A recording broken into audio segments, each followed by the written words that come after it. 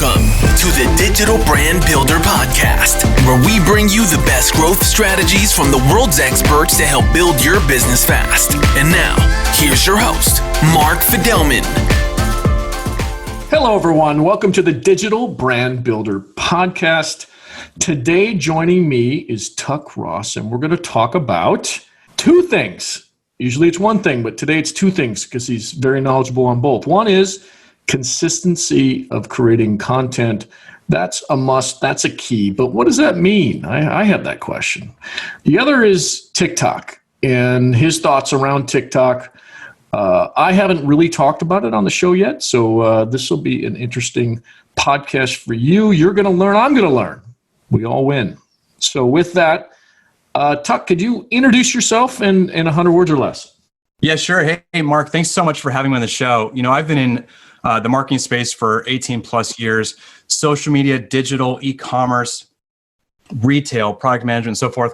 And everything that I've done has focused 100% on the consumer because I absolutely believe that consumers drive the marketplace. They lead businesses. They help drive innovation when you're really leaning in to try and figure out what they need the most. And that's everywhere from brand all the way down to, the transaction, the conversion. So whether it's strategy or brand introductions, I've been at Disney, Hasbro, Guitar Center, Bank of America, and so forth, really developing consumer marketing strategy and helping drive sales, especially through digital consumer relationships, that type of management, marketing, life cycle, and so forth. And just had a great time doing it. Really appreciate being here. Yeah, and we're happy to have you here, of course. Let's just jump right into TikTok. The overall theme for this is going to be, consistency of content, but maybe we could weave this TikTok discussion into it. Okay, so I've played around it when it was Musical.ly. I did so with my daughter. And then just most recently, I've posted a few things on TikTok just to keep tabs on it.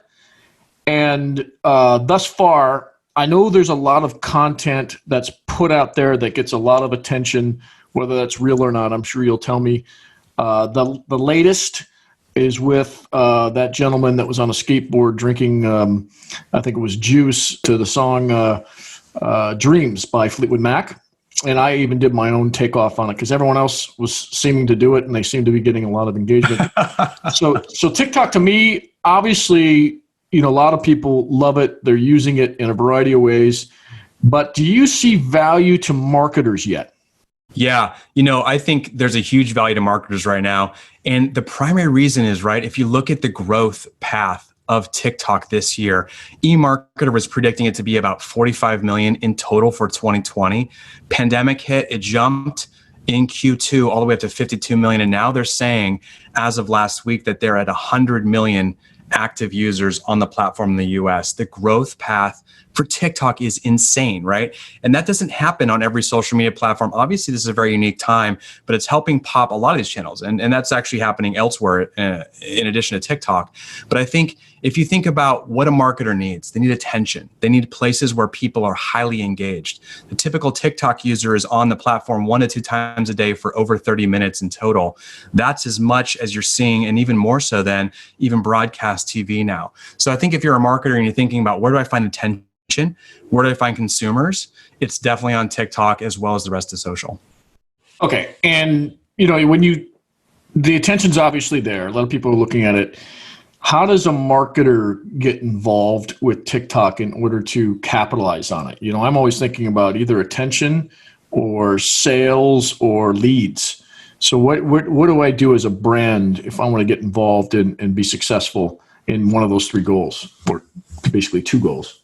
Yeah, absolutely. And, I think one of the things that I just want to clarify real quick, because you mentioned it when Musical.ly started, it was a lot of younger users, right? Very much Gen Z, very much kind of the 13 to 18-year-old set. I was there as well. Stepped off the platform for a little bit, so I had time to age up. 27% of the users are ages 13 to 35. But if you look at what's happening globally, over 50% of the audience is over the age of 34. So no matter what category you're in, there's an increasingly, significant number of millennial, Gen X, even upwards of boomers that are on the platform. Some boomers, I was watching this guy the other day, he's 75. He has 2 million plus followers. He's talking about peaches. He's talking about this plaid shirt he found in his closet that he forgot that he bought 30 years ago, right? Stuff that's really funny, especially, for kids that are thinking about their grandpa, but also for that segment that's there. And they're like, oh, maybe I can find something on this platform as well. It's aged up, it's gentrifying a little bit. So there's definitely that range of consumer. It's still early for brands to jump in, but I think it's the right time to do that. There's a couple ways to get into TikTok right now. I think the first one is, if you have the budget for it, is going with paid ads. You don't even have to have a TikTok account. You don't have to be creating content on the regular. You can jump in with multiple ad formats. I actually presented this at Social Shakeup 2 weeks ago, and we were talking about the TikTok advertising options, anywhere from 50 to 150K, types of engagements that you can do with a TikTok, with your ad account, and so forth. But it's actually for scale, right? Massive scale for some of these programs. That's a way you can dive in. If you don't have the budget for that, TikTok in August actually opened up their self-service platform, much like Facebook. And it actually looks a lot like Facebook in the dashboard, where you can go in and create your business account. You can go in and upload video ads, and you can actually run those directly in the platform with budgets as low as $50. So if you are a solopreneur, a startup, someone that's looking to get engaged with the platform, experiment a little bit, see if the attention's there, that's a great way to do it. And if you jump in right now before the end of the year, TikTok's actually matching some ad dollars. So you can get $300 off the bat, and they'll match up to $2,000 for a total of, your ad spend would be about $4,300 for the end of the year while you're doing that. So go check out business for TikTok and get some more information on that. And then, other than that, I think if you just want to experiment and find out what's going on, you don't even, again, have to be posting content. You can just go research your competitors. Go search hashtags. Go search other brands that are out there. There's a ton that are doing really well. Obviously, retail brands, but even like the Washington Post. There's other press and media out there. Other e-commerce that's out there. It's not so much a B2B space, much more on the consumer side. But if you are thinking about it, I would suggest researching your competitors that are out there and seeing potentially what they're doing in the space right now. Yeah, those are great ideas. I was thinking as a marketer, what's interesting is you can play all these songs in the background of anything that you're doing, and you don't have to pay a royalty. And a lot of these brands that pay millions of dollars in royalties to do a 30-second commercial literally don't have to with TikTok, unless I'm wrong about that. So you could set just about anything that you do on TikTok to any music that you want. I mean, most of the good ones are on there. And run a commercial, so to speak, a funny, entertaining commercial so people watch it. But am I wrong about that? No, there's actually, two ways to look at it. So on the paid ad front, as I mentioned, TikTok will actually help you secure the music as part of that media buy, so that you don't have to worry about that concern, to your point, of running into music licensing issues or any kind of other challenges with the artist or the label. So that's included as part of that paid ad package. If you're obviously developing music on your own and or your ad on your own with the music included, you just have to deal with that separately. If you want to go a little more guerrilla, right, like boots to the street type of thing, and you're looking to create your own hashtag challenges, maybe through a couple of influencers that you either have a relationship with or that you're building out as part of your influencer program, a lot of the music is available, to your point, for free, and as part of that hashtag challenge would be permissible for use because it's moving organically through the platform using your influencers, which is, again, if you have a little bit more scrappy mindset and want to get out there on your own, maybe with a little bit less budget, potentially even using influencers you already have, that's a great way to do it. And the music would, quote, be included because it's moving organically already in TikTok. Yeah. Okay. And then, God, I feel like we got to have you back just to do TikTok on this. So, didn't Trump just shut this thing down in the U.S.? I think there was a good attempt on that. He's got a great stance, a very strong, I should say, position on like China, right? And like what's happening there. So, WeChat included, as well as TikTok and some of the other, Chinese platforms. And it's a question mark, I think, about a month ago on if TikTok was even going to be around in the same type of way. There was some movement with Oracle and Walmart to kind of go into this space and say, hey, we're going to take over the data side to make sure that basically China's not sitting there evaluating and examining users in that oversight type of way. Now that the election's really gotten close, and depending on when this episode publishes, we may see that happen a lot sooner. I think a lot of that's going to either get ignored or go away, just because it's a less of a topic that I think one, consumers are concerned about, and two, depending on what happens with the administration, there's a lot of other things to focus on. So right now, even if things do change and Oracle and Walmart move in, there's some things happening with Oracle already. The platform, the movement is very strong. I think the business is safe, and there won't be a lot of transformational change to TikTok as it is. The algorithm is key, and ByteDance owns that, and they will maintain ownership of that, even if it transitions hands. Yeah. Okay.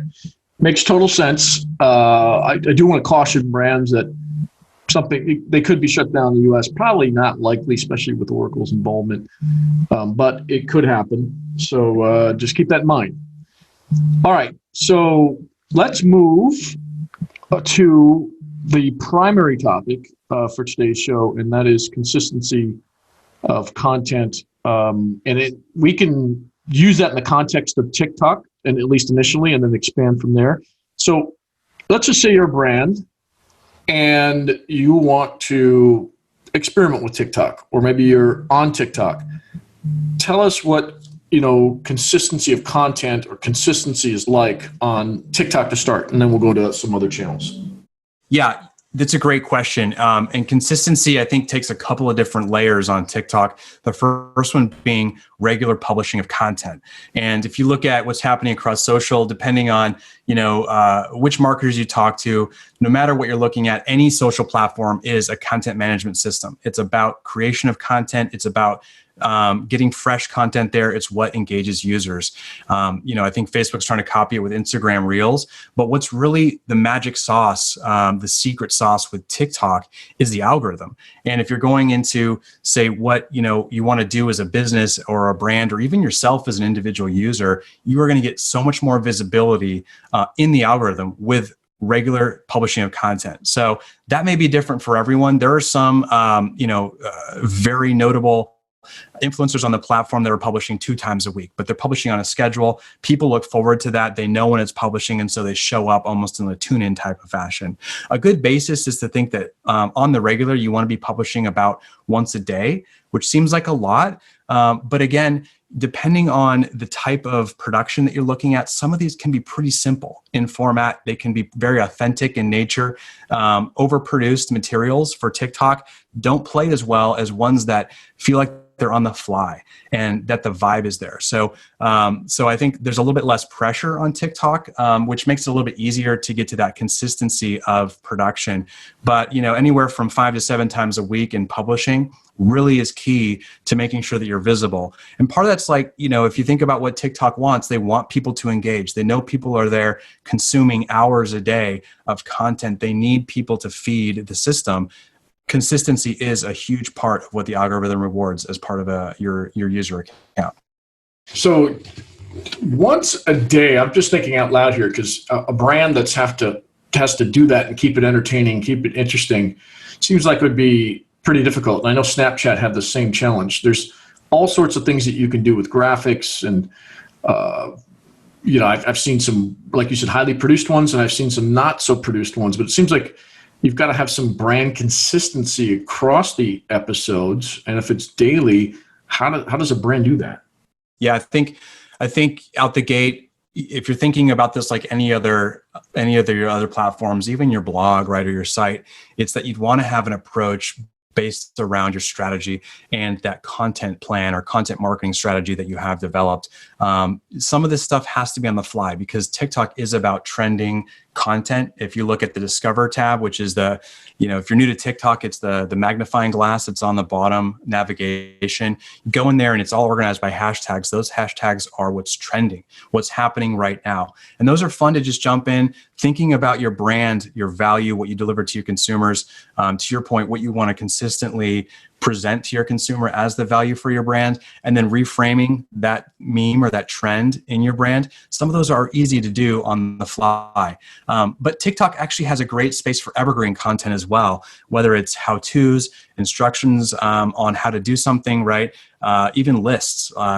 We could use the word listicles even in that format, but video, FAQs, and the rest of that to help explain a topic about your product and so forth. Those also do really well on the platform. And so I think it does sound scary to try and say, hey, I want to produce an episode or something every day. Again, the formats are very short. You can go 15 to 60 seconds max in this environment.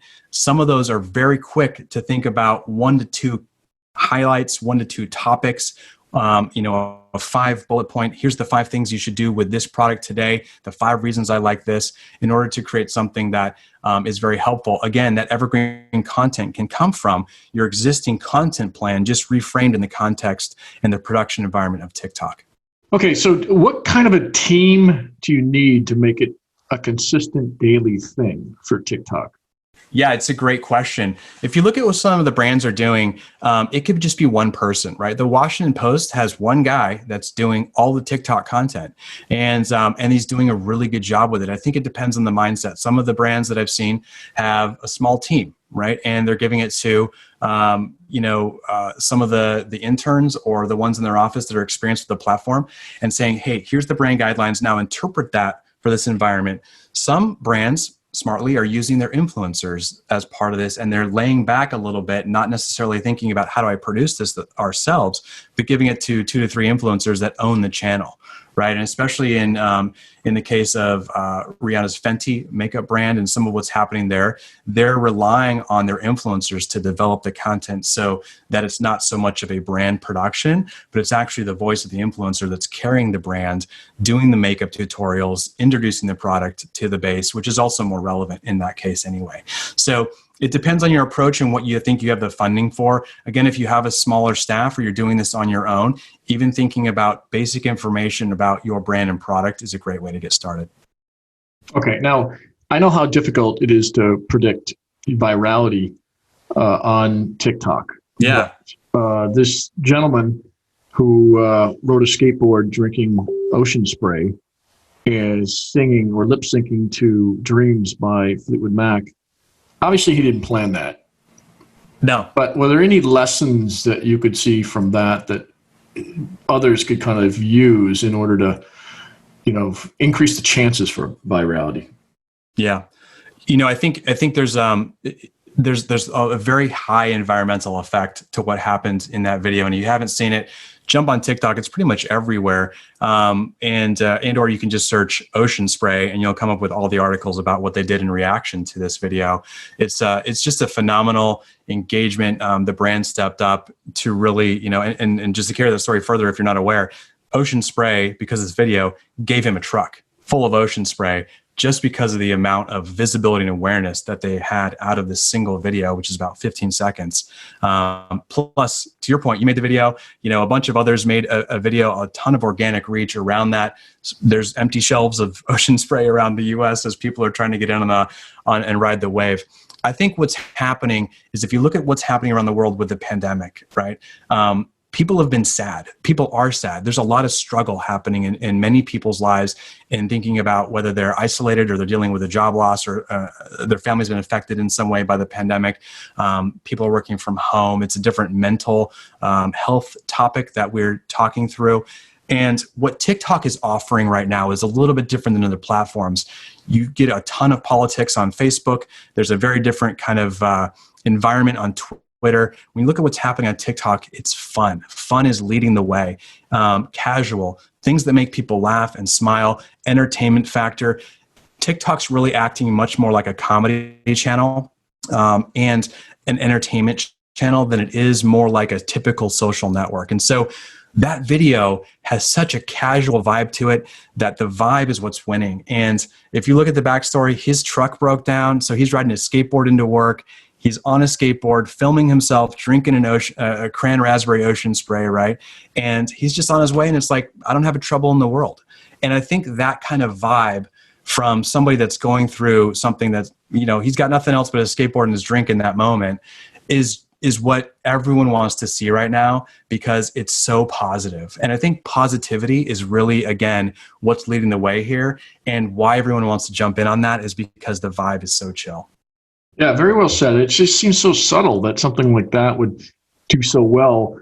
But I do think it is the vibe and just the overall, not craziness of it, but how relaxed he was as he was filming it and drinking from his Ocean Spray container, and then it was really fun to see all of the people kind of emulating it, including Yes. the Fleetwood Mac. Yes. So they did a little skit, although it wasn't even close to as good. I think they missed an opportunity. And by the way, I think their sales of their song went straight up their charts, but that's unconfirmed if anyone's listening. So let's just get back to the consistency of content. And I like this channel on TikTok because it's, for one, a very hot topic right now. My biggest question, and it always is even if you have these viral videos, or, in some respects, even 10,000 views is pretty good. How do you move them from watchers to buyers on TikTok? Besides advertising, let's just say you want to do it organically and you want to do it on your channel through content. Sure. Yeah, it's a great question. And, I think we can go back to the video we just referenced, and, the product placement in that video is what wins. And that's how Ocean Spray received billions of views on their product in basically a week, and for free, right? It's organic. And that's why they can afford, popping that guy a truck, because the cost of their ad campaign was a truck, and it just happened naturally, which is great. But I think if you want to be more structured about it, to your point, there's a couple of small things that you can do to ensure that you're creating that connection point. Right now, there's only one way that you can connect people directly, which is via the URL in your profile. So, if you turn on your TikTok account, just make it into a professional account. So first of all, you just get analytics. It's free. Just turn it to a pro account. That's the first thing you need to do to see who your audience is and who's attending to your content. And then I would add that URL and make sure it's tracked, so you can at least see who's clicking through there. Or if it's not, check your analytics, whether it's Google or otherwise, to check your incoming referral source as TikTok, from that side of things. From there, other than adding your URL, again, it comes back to the content. And that's what happened in the Ocean Spray sense, product placement. So having influencers with your product or service talking through it. The beauty space is having a huge boon right now with TikTok, because there's an easy way to feature it as part of a lifestyle, as part of the engagement with the influencer. But I think if you think about any product or service, there's people that are selling directly, to their Amazon account from here, with just, again, talking about, oh my God, I love this. This is how it works as part of this. And they're either connecting it through their personal site, through an affiliate program, or directly to an e-commerce destination. Again, mostly based on their inclusion of the product and how they're using it in the video itself. So it's very key, because the product almost becomes a player in the video, an actor, as it were. And especially if you're using it in the right way as a prop or an engagement, it becomes such a core part of what the content is that people seek it out. And that's actually what's happening on TikTok right now. What's coming next in the more paid way is that TikTok's actually looking to integrate e-commerce more specifically. So there is a paid level of their advertising program that allows a brand to build out a shop within the TikTok space, which is huge. Teespring, if you develop t-shirts online, is adding a TikTok connection. So you'll be able to sell your t-shirts directly through TikTok, through a commerce bid. And you'll be able to actually check out on TikTok, like we're seeing start to happen on Instagram as well. So I think it's very soon that TikTok will start to tie that up and make it easier for brands to sell directly on the platform. They already have a way for you to be able to earn off the platform as an influencer. And I think the next step is for them to be able to sell off of that. And I expect to see that probably by Q1 of next year, if not earlier. Wow. Okay. So things are happening there. So the issue I have with TikTok as a marketer is that URL. The only place you could put the URL is in the profile, and training people to go to your profile to click on it, I think is challenging, just like it is with Instagram. Instagram makes it easier, though, through stories where you could swipe up if you got more than 10,000 followers. So it just seems like that's a challenge. And if they were to make that easier, like YouTube's still my preferred platform, that it would be better for marketers. Am I wrong? No, you're not wrong. And again, TikTok's pretty immature as a platform, right? They're pretty new to the space. These other platforms have had a little more time. But I think TikTok is ramping up. If you look at their release schedule and what they've introduced even this year with the self-service platform, with the expansion of their ad options, with the development of the platform itself, they're moving quickly. And so I think, as I mentioned, the e-commerce side will come faster. To your point, the other platforms are further along and they're doing better with that. But I think TikTok's actually been really smart. They've been focusing on the content. They've been focusing on the user and the consumer. And they actually have an integrated system inside TikTok for influencers over 100,000 followers to actually be able to earn directly on the platform, which YouTube didn't even have until, in the last year and a half. And so it's really interesting that TikTok is so incredibly focused on engaging their core audience who's developing the content, which obviously helps keep people there longer. And that'll help brands then engage on that. They've actually built out an influencer program directly in the platform that's called the Creator Marketplace. And they actually offer packages where TikTok will help select influencers for you to be able to engage and actually be able to sell your product with you. So it's pretty encouraging that TikTok has the mindset for it. Again, I think the development will come. But in the short term, it is definitely, not a space that it's as advanced as the other ones. I think a real quick pro tip, though, if you want to add on one thing, and something that's under leveraged, I think, is the use of TikTok Live. TikTok has a live format, much like Instagram Live or the other ones, but the engagement on TikTok Live is so much higher than on Instagram or even Facebook Live. That's a good space to do, sort of an infomercial type format, engaging with the audience. And especially if your influencers are engaged in that format, it's a really sticky way, fully screen immersive, right, for people to be able to share. And it's working better than even other platforms are doing. Wow. Okay. That's a very good tip. Any other pro tips on TikTok for marketers at this point that we didn't talk about? Yeah, no, I think the first one, as I mentioned, is if you're new to the space, making sure you have a pro account, setting up that analytics, because there's no way to get that through a third party or tied up in that way. I think the second one, as we mentioned, is use your lives and make sure you're attending to your audience. And your analytics dashboard is going to give you a ton of information. It's not only going to give you your demographics and where people are coming from in the country sense. It's pretty limited in some of the other things, but it actually will show you other videos that they've watched and what your audience is interested in terms of music. That can actually help lead your development for your next content piece, and give you some hints about what your audience is interested, which is super helpful. But I think that's out the gate, the really, important ones. If you're looking at the content side, it's really about creating a hook for your video. Most people tend to swipe in under 3 seconds on any TikTok video, which is pretty consistent with most platforms. So having something interesting or getting their attention that first 3 seconds is critical. And developing the video so that they want to watch it all the way through. The algorithm really wants you to watch to the end. And then even if you can get that rewatch from that same consumer, that's where the virality happens, because TikTok will then open that up to more and more users, depending on how many people actually watch, how many people rewatch, comment, like, and then share your video. God, great advice. Makes me want to experiment a little bit more within TikTok, but cautiously, because absolutely, I wasn't a big fan of Snapchat when I first tried it, and they never fixed it. I know today I don't even think they fixed it. And I've done a lot of videos on that. Some of you probably already have seen me challenge other people that were huge Snapchat fans in the beginning. And I'm like, they're not cutting it for marketers. And I think that's been proven true. Nobody talks to me, at least none of my clients or anyone in marketing to me talks about how, Snapchat is their preferred platform to reach people. I'm sure there's some niches. I'm sure there are. It's just still challenging to convert them. So let's wrap things up. And I've always asked these two questions. The number one question that I have for you is, and I think I'm going to know the answer, what's the hottest digital marketing technology that you recommend today? Yeah, I think if you're out there in the consumer space, TikTok is definitely the one to look at. Obviously, Facebook, Instagram is unparalleled globally with their ad platform and what they can see in terms of the user. If you're looking for attention, especially as you start to age down in the under 35 segment, TikTok's really the place that attention's growing right now. And our next question is, who do you find to be the most influential person in marketing today? Oh, there's so many. I think there's a go-to on Gary Vee, right? And probably because he's the loudest out there, right? Well, he also experiments like crazy. I don't always like his advice, but he's doing it.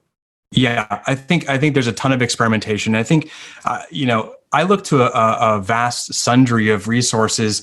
I love what Neil Patel is doing. I love seeing some of the other, more core digital development out there. Even Jay Shetty, right? And kind of like how people are engaging with the platform.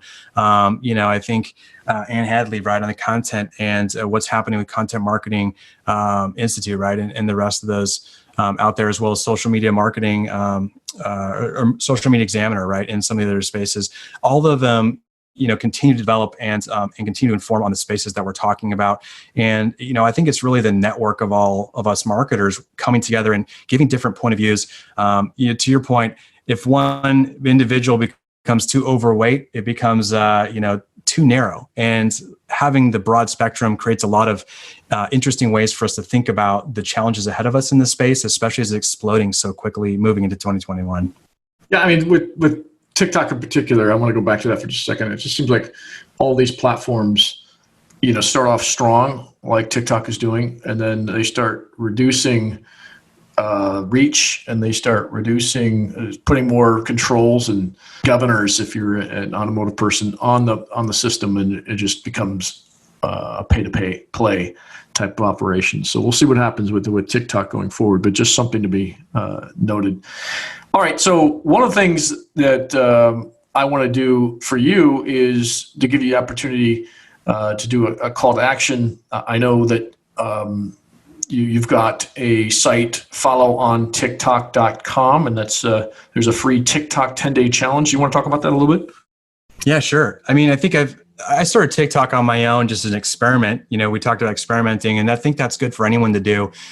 If you're curious about TikTok as a brand or as an individual, just jump in and try it out, right? Like Mark, you've been doing it. I think it's good for anyone to understand any platform that's out there, Triller, right? And some of the other ones that are coming, just to see if it could work for you, especially as the audience grows. TikTok's proven that it's continuing to grow. It's a good space to try. It's still not very competitive yet, and there's still room for a ton of organic reach, which is pretty rare on any platform right now. Yeah. As I've gone through it, I've been taking notes, for my own journey and talking with individuals, been speaking on panels, even doing keynotes around TikTok.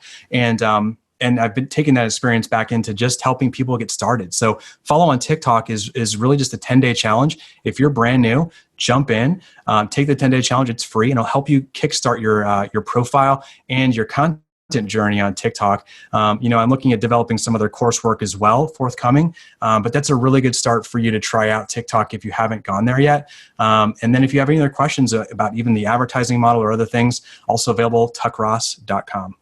Excellent. Yeah, I was going to ask you, and what's your TikTok username so people can follow you? Pretty easy, Tuck Ross. I'm Tuck Ross everywhere, so I'm pretty easy to find, and I'm out there. Excellent. Well, I really appreciate you being on the show. Would love to do, you know what this turned into? I don't know if you realized that, but I'm like, let's just stick with TikTok. It's more interesting. But I would like to do another episode just on consistency of content across multiple channels. Like I take I haven't done a lot of TikToks, but I take some of the videos and I post them on Facebook. I post them on Instagram. Sure. They make it really easy to export, not only mine, but everyone's. I think it was a brilliant strategy on their part. Yep. Yeah. I think the other key is that, you can visit tiktok.com and view all the content for free. You don't even have to have an account. And the ability for you to be able to share from there without even having an account, I think is a big credit to part of the reason why the platform has expanded so quickly, because they're not closed door like Snapchat you mentioned, which is very one-to-one, closed network, walled garden, as well as Facebook and some of the rest of them. TikTok makes it so easy to share the content that it's almost becoming ubiquitous, and it's really driving global memes, global trends, right? Even fashion now.